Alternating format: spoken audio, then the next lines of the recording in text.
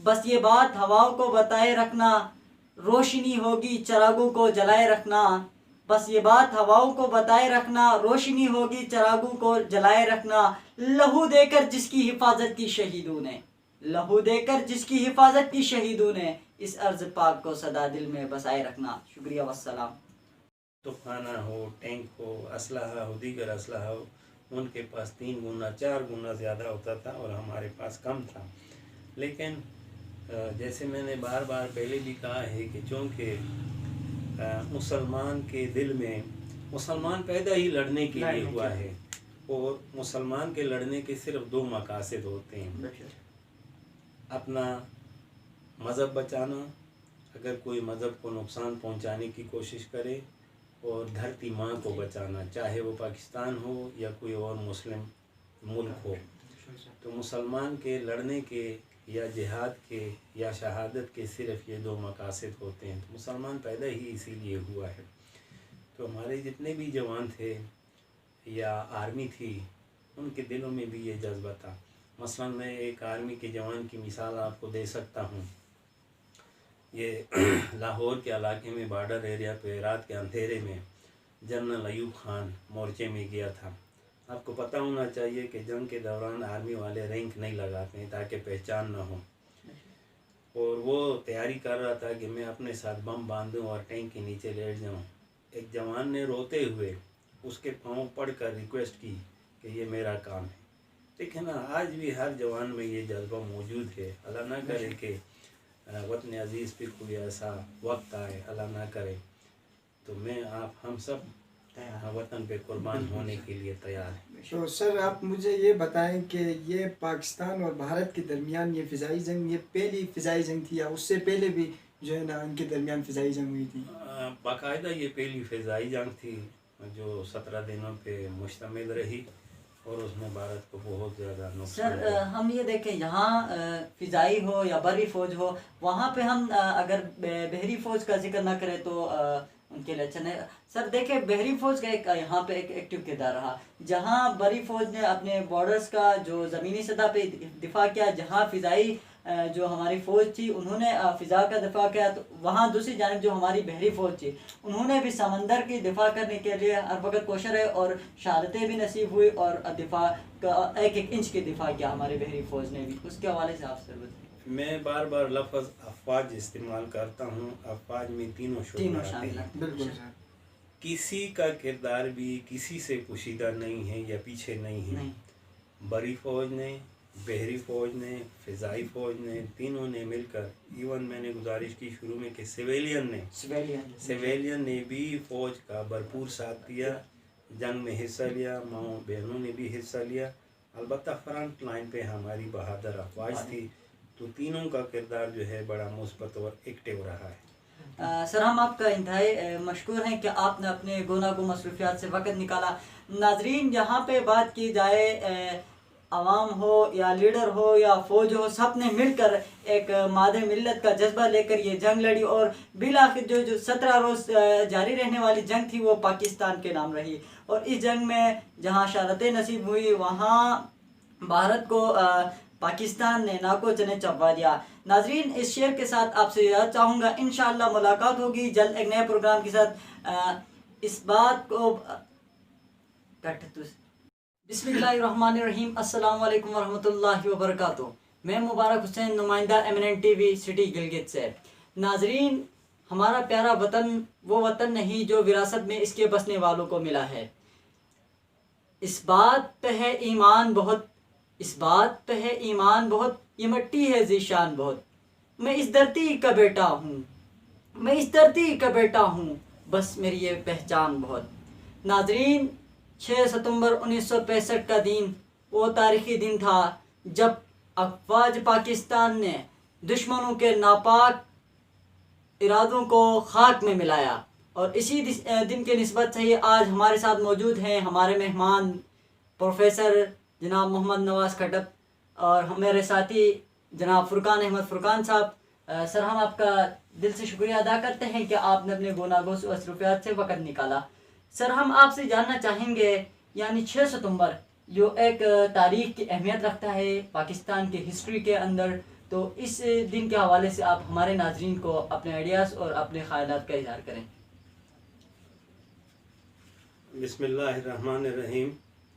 سب سے پہلے میں MNN ٹی وی کا بہت مشکور ہوں، جنہوں نے مجھے اس قابل سمجھا کہ میں ایک تاریخی دن یعنی 1965 کے جنگ کے حوالے سے اپنے خیالات کا اظہار کروں۔ 1965 6 ستمبر کا دن پاکستان کی تاریخ کا ایک اہم دن ہے۔ ہمارے ازلی دشمن بھارت نے یہ فیصلہ کیا تھا کہ ہم صبح کا ناشتہ لاہور کے جم خانہ میں کریں گے، لیکن ان کو یہ نہیں پتہ تھا کہ وہ ایک ایسی قوت سے لڑنے جا رہا ہے، وہ قوت کٹ تو سکتی ہے، مر نہیں سکتی، کیونکہ بہادر افواج پاکستان میں ایمانی جذبہ بھی ہے اور وطن کے دفاع کے حوالے سے بھی ہماری افواج پوری دنیا میں مشہور ہیں۔ دھرتی ماں پہ افواج پاکستان کے علاوہ کوئی بھی محب وطن پاکستانی کبھی کوئی سودا نہیں کرے گا، ورنہ اس کے لیے کوئی تیار ہے۔ پاکستان کا بچہ بچہ، پاکستان کا ہر جوان، پاکستان کا ہر فرد، ہر ماں بہن شہادت کو ترجیح دے گی، لیکن وطن کی دفاع سے کبھی کوئی آدمی پیچھے نہیں ہٹے گا۔ تو انہوں نے جب یہ فیصلہ کیا اور یہ غلطی کی، پاکستان پہ انہوں نے حملہ کیا، تو بہادر افواج پاکستان نے اور پھر خاص کر سویلین نے سب نے مل کر ان کا مقابلہ کیا۔ 17 دن کی یہ جنگ رہی اور اس میں بھارت کو منہ کی کھانی پڑی۔ ان کے وہ ارادے جو وہ یہ سوچ رہے تھے، سمجھ رہے تھے کہ ہم ناشتہ وہاں کریں گے، وہ خواب انشاءاللہ کبھی پورا نہیں ہوگا، اور نہ وہ پاکستان کو میلی آنکھ سے دیکھ سکتے ہیں، نہ پاکستان کو مٹانے کے بارے میں وہ سوچ سکتے ہیں۔ جب تک افواج پاکستان میں اور پاکستانی عوام میں دھرتی ماں کی حفاظت کا جذبہ ہے، انشاءاللہ موجود رہے گا۔ کوئی بھی، بھارت تو چھوڑو، کوئی بھی دشمن پاکستان کی طرف میلی آنکھ سے نہیں دیکھ سکتا۔ البتہ اس دن کی مناسبت سے پوری قوم سے میری یہ اپیل ہے، گزارش ہے کہ جس طرح 1965 میں یک زبان ہو کر، یک جان ہو کر، متحد ہو کر اپنے آپ سے 2 گنا بڑے دشمن کا اور دشمن کی فوج کا بہادری سے، شجاعت سے، دلیری سے مقابلہ کیا، آج بھی ہم سب کو آپس میں اتحاد، اتفاق اور محبت سے رہنے کی ضرورت ہے، تاکہ ہم تعمیر و ترقی کے ہر شعبے، ہر میدان میں آگے بڑھیں اور ترقی یافتہ اقوام اور ممالک کے صف میں برابر کے شریک ہوں اور کھڑے ہو جائیں۔ بہت شکریہ سر، جیسے کہ آپ نے بتایا جو پاکستان تھا اس نے اپنے سے 2 گنا بڑے دشمن، ازلی دشمن کو شکست دی۔ سر، اس کے پیچھے کیا راز تھا؟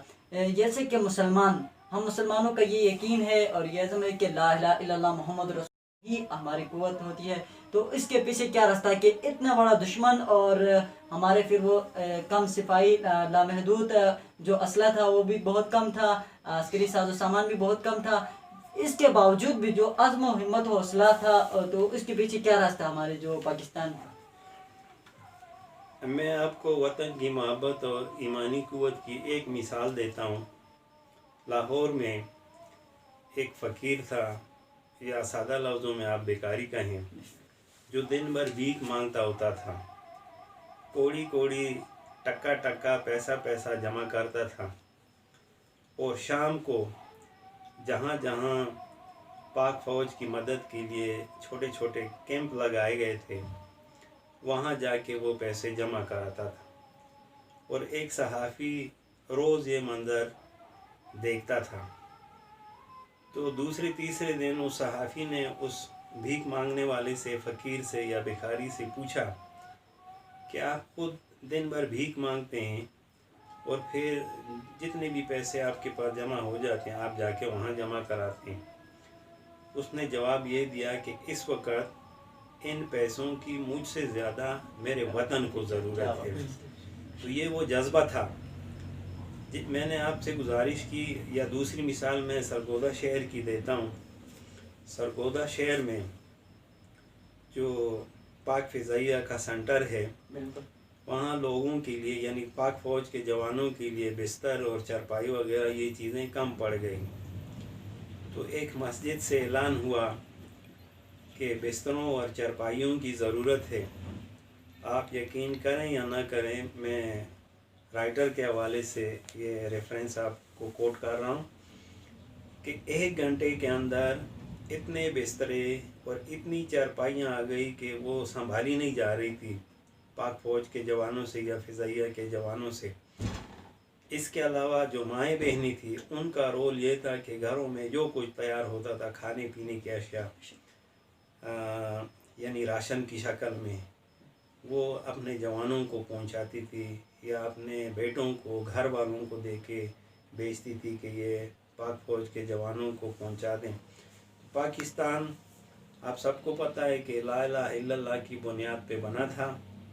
इंशाअल्लाह ये क़यामत कायम रहेगा। और जब तक हमारे अंदर वी आर मुस्लिम, हम पहले मुसलमान हैं, उसके बाद वी आर पाकिस्तानी, ये ईमान का जज्बा और ईमान की क़ुव्वत हमारे सीनों में रहेगी। चाहे जितनी भी बड़ी ताकत हो, जितनी भी बड़ी क़ुव्वत हो, वो पाकिस्तान का कुछ नहीं बिगाड़ सकती। ये इंशाअल्लाह कायम रहेगा और ये कायम रहने के लिए बना है। तो ये वो जज्बा था, ये वो ईमानी क़ुव्वत थी जिसकी वजह से या जिसकी बुनियाद पे हमने अपने से बड़े दुश्मन को 2 गुना 3 गुना बड़े दुश्मन को हमने बुरी तरह शिकस्त दी। जी बहुत शुक्रिया सर, आपने तफसीलन गुफ्तगू की। सर 1965 की जंग में हिंदुओं के नापाक अज़ाइम को हमारे पाकिस्तान फ़ौज ने खाक में मिलाया।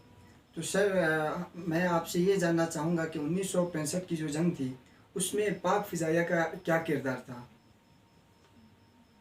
1965 की जंग में तमाम अफवाज पाकिस्तान बिलखसूस फ़िज़ाइया का बहुत अहम रोल था और रहा है। कई मिसालें हमारे सामने मौजूद हैं। राशिद मिन्हास है, एम आलम है, उनका नाम हिस्ट्री में है कि उन्होंने उस जंग में बाद लोग कहते हैं 17 जहाज़ गिराए थे, बाद लोग कहते हैं 7 जहाज़ गिराए थे। 12 जितने भी हों, एक नाम है उनका हिस्ट्री में। इसके अलावा नूर ख़ान का एक नाम है। तो ये पहली फ़िज़ाइया जंग भी आप कह सकते हैं, लेकिन पाक फ़िज़ाइया ने इसमें बहुत अहम रोल अदा किया था।